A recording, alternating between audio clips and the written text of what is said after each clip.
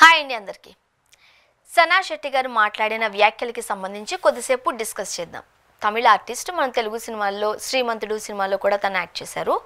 తను ఏమన్నారు అంటే, ఇండస్ట్రీలో ఒక క్యారెక్టర్ గురించి వెళ్ళినప్పుడు ప్రతి ఒక్కరిని మ్యాక్సిమం బెడ్రూమ్కి రమ్మని అడుగుతారు.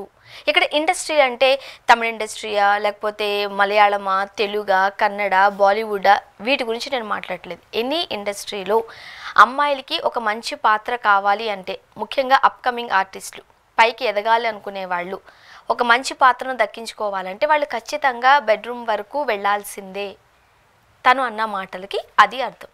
అండ్ ఇంకొక మాట, బ్యాడ్ గర్ల్స్ అనే ఒక సినిమా తీస్తున్నారు. అందులో ఈక్వాలిటీ గురించి మాట్లాడుతూ జెండర్ ఈక్వాలిటీలో అబ్బాయిలకి అమ్మాయిలు దేంట్లో పోటీ పడుతున్నారు దాని గురించి ఆమె మాట్లాడడం మనం స్పష్టంగా చూసాం. అబ్బాయి సిగరెట్ కాల్చుతున్నాడు అని అంటే అమ్మాయి కూడా సిగరెట్ కాల్చింది దాంట్లో. అబ్బాయి బీర్ తాగుతున్నాడు, మందు తాగుతున్నాడు అంటే అమ్మాయి కూడా మందు తాగింది దాంట్లో.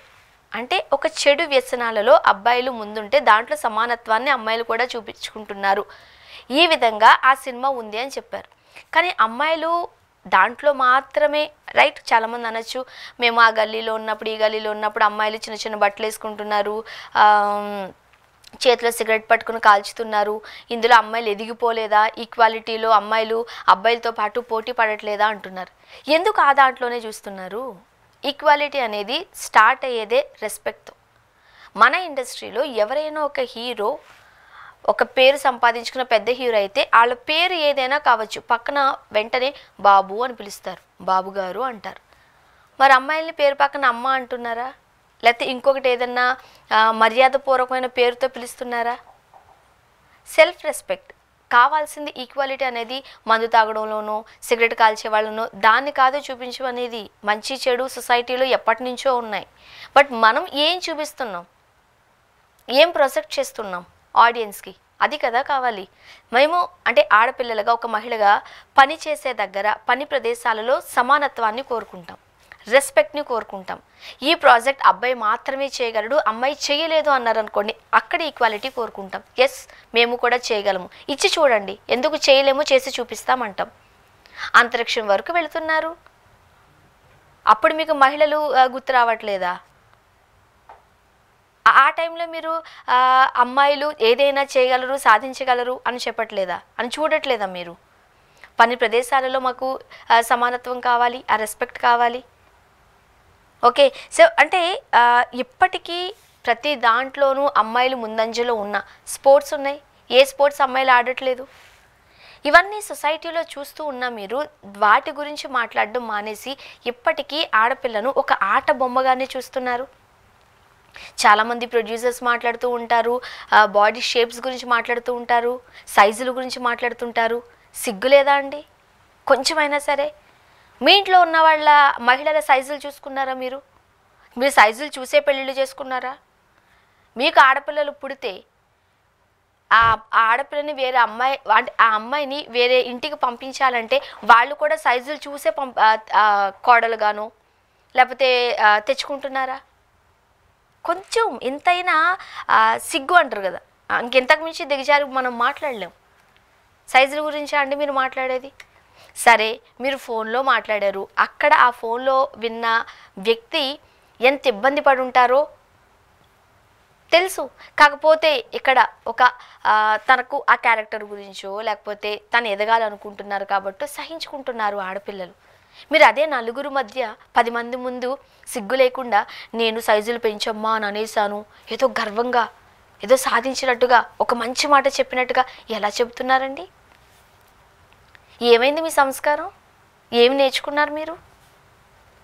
మీ ఇంట్లో మీ అమ్మగారు, మీ చెల్లి, మీ భార్య, మీ పిల్లలు అందరి సైజులు మీరు ఇట్లానే చూస్తున్నారా?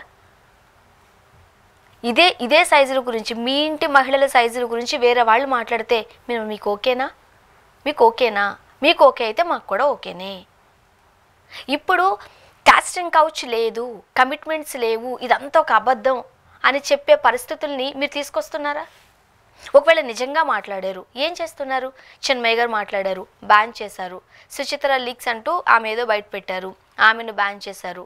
ఇక మన తెలుగులో చూద్దాం, గాయత్రి గుప్తా గారు నోరు విప్పి మాట్లాడింది. ఆమె ఎక్కడున్నారు ఈరోజు? ఆమె అంటే నోరిప్పి మాట్లాడామనుకోండి బ్యాన్ చేసేస్తారు, లేదనుకోండి సైలెంట్గా ఉన్నామనుకో సైజుల గురించి మాట్లాడతారు.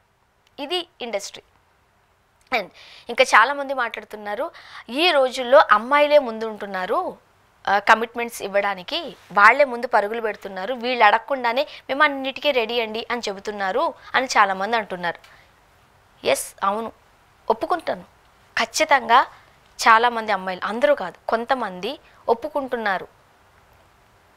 ఎందుకో అందరికీ కూడా తెలుసు, ఈ అవకాశం నీకు కావాలి అని అంటే నువ్వు పడక గదికి రావాల్సిందే. ఇంగ్లీష్లో బెడ్రూమ్లో కూడా మాట్లాడుకోవద్దు, మనం తెలుగులోనే మాట్లాడుకుందాం, ఏం పర్వాలేదు. వాళ్ళంతా సిగ్గు లేకుండా మాట్లాడుతున్నప్పుడు సిగ్గు లేకుండా ఉన్న నిజాన్ని మనం చెప్పడంలో తప్పేంటి కదా. పడక గదికి రమ్మంటున్నారు. ఒకవేళ నేను రావట్లేదు, రావడానికి వెనకాల 10 మంది లైన్లో ఉన్నారు అంటున్నారు. ఉన్నారు, ఆర్థిక పరిస్థితులు, కుటుంబ పరిస్థితులు, లేకపోతే ఫేమ్ తెచ్చుకోవాలనే ఒక ఆశ, ఏదో ఒకటి అమ్మాయిల్ని బలవంతంగా, వాళ్ళకేం ఇష్టం ఉండదు కానీ ఆ పరిస్థితిలో వెళ్ళాల్సిన పరిస్థితిని మీరు తీసుకొస్తున్నారు. మహిళలని అంత దౌర్భాగ్య స్థితిలోకి మీరు నెట్టేశారు ఆల్రెడీ. ఇప్పుడు ఈ సిచ్యువేషన్లో నేను కాకపోతే నా వెనకాల 10 మంది ఉన్నప్పుడు ఆ ఆపర్చునిటీని నేనే గ్రాప్ చేసుకోవాలి, తప్పదు. కమిట్మెంట్ ఇవ్వాల్సిందే, ఇద్దాం. మరేం చేస్తాం, నేను కాకపోతే ఇంకొకరు కదా, అవకాశం నేను కాకపోతే వేరే వాళ్ళు దాన్ని తీసుకోగలుగుతున్నారు కదా, నేనెందుకు వదులుకోవాలి, తప్పదు. ఇక్కడికి ఈ పరిస్థితికి ఆడపిల్లల్ని, మహిళల్ని తీసుకొచ్చింది ఎవరు? మీరు కాదా? మళ్ళీ అమ్మాయిలే అన్నిటికీ రెడీ అయిపోతున్నారు, చాలా గర్వంగా చెబుతూ ఉంటారు ఈ మాటలు. ఎవరైనా ఏదన్నా ఒక మాట లేకపోతే ఒక పని చేశారంటే వెంటనే ప్రాస్టిట్యూట్ అని ఒక స్టాంప్ వేసేస్తారు. చాలామంది వ్యభిచారులకి సంబంధించిన స్టోరీస్ ఉన్నాయి. వాళ్ళ కుటుంబంలో ఆర్థిక పరిస్థితులు అతి భయంకరంగా ఉంటాయి, కానీ వాళ్ళు వ్యభిచార వృత్తిని చేస్తూ పిల్లల్ని చాలా బాగా చదివించుకున్న వాళ్ళు ఉన్నారు. తన కుటుంబంలో వాళ్ళ చెల్లెళ్ళు కావచ్చు, తమ్ముళ్ళు కావచ్చు, వాళ్ళని వృద్ధిలోకి తీసుకొచ్చిన అమ్మాయిలు ఉన్నారు. ఒక అమ్మాయి తాను వెలుగుతూ కొవ్వొత్తులాగా కరుగుతూ వెలుగుతూ కుటుంబాన్ని ఆదరిస్తున్న మహిళలు లేరా? వాళ్ళ పట్ల మీరు రెస్పెక్ట్ ఇయ్యరు. ఏ అంటే స్టాంప్ వేస్తారు, ప్రాస్టిట్యూట్. కానీ ఆ అమ్మాయి వెనకాల ఉన్న ఫ్యామిలీ బ్యాక్గ్రౌండ్ ఏంటి, ఇదంతా అనవసరం. ఆ కొద్దిసేపు మాకు సుఖాన్ని ఇస్తుందా లేదా, అది కూడా నోరు మూసుకొని ఇవ్వాలి. నోరు తెరిచి మాట్లాడారు అనుకోండి బ్యాన్, ఇంకెక్కడ కనిపించాం మనం. ఇంకా ఇంకా మీకు నచ్చిన మాటలు మాట్లాడతారు. ఆడపిల్లలే రెడీగా ఉన్నారంటే రెడీ అయ్యేలా మీరు చేశారు కదా, ఇదంతా ఏం మాట్లాడరు. ఈరోజు సనా శెట్టి గారు ఏదైతే మాట్లాడిన వ్యాఖ్యలు ఉన్నాయో ఈ అమ్మాయిని కూడా బ్యాన్ చేస్తారేమో అని ఒక భయపడి చాలామంది ఆర్టిస్టులు, సీనియర్ ఆర్టిస్టులు ఆమెకి తోడుగా ఉన్నారు. మంచి పరిణామం.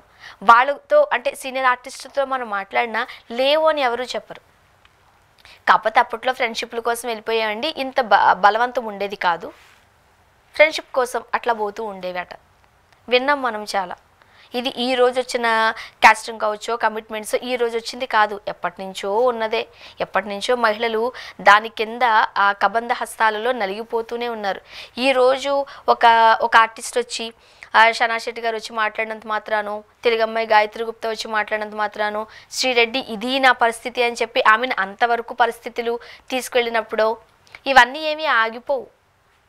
ఈరోజు దీంతో ఒక ఫుల్ స్టాప్ అయితే పడదు. రేపు జరుగుతుంది, ఎల్లుండి జరుగుతుంది, నెక్స్ట్ జనరేషన్స్ కూడా జరుగుతుంది. దీనికి ఒక ఫుల్ స్టాప్ పడుతుందని నేను చెప్పను, కానీ నోరిప్పి మాట్లాడే వాళ్ళని బ్యాన్ చేస్తున్నారు. ఎవ్వరికి తెలియకూడదు, 4 గోళ్ల మధ్య జరిగే అని అంటారు. బట్ మీ బుద్ధిని మీరే బయట పెట్టుకుంటున్నారు. దీనికి ఇది ఒక నెవర్ ఎండింగ్ స్టోరీ లాగా ఉండింది. బట్ రెస్పెక్ట్ కావాలి, సమానత్వం అనేది ఫస్ట్ మాకు రెస్పెక్ట్లో చూపించాలి, పని ప్రదేశాలలో చూపించాలి. ఇష్టం లేదు అన్న వాళ్ళ దగ్గర మీరు అక్కడ ఆగిపోవాలి, అంతేగాని బలవంతంగా కాదు. ఆ అమ్మాయికి ముందు ఆపర్చునిటీ ఇవ్వండి, వస్తేనే ఆపర్చునిటీ కాదు. దీని గురించి ఫైట్ చేస్తున్నారు ఈరోజు అమ్మాయిలు. మీరేమనుకుంటున్నారు? కమెంట్లో తెలియజేయండి.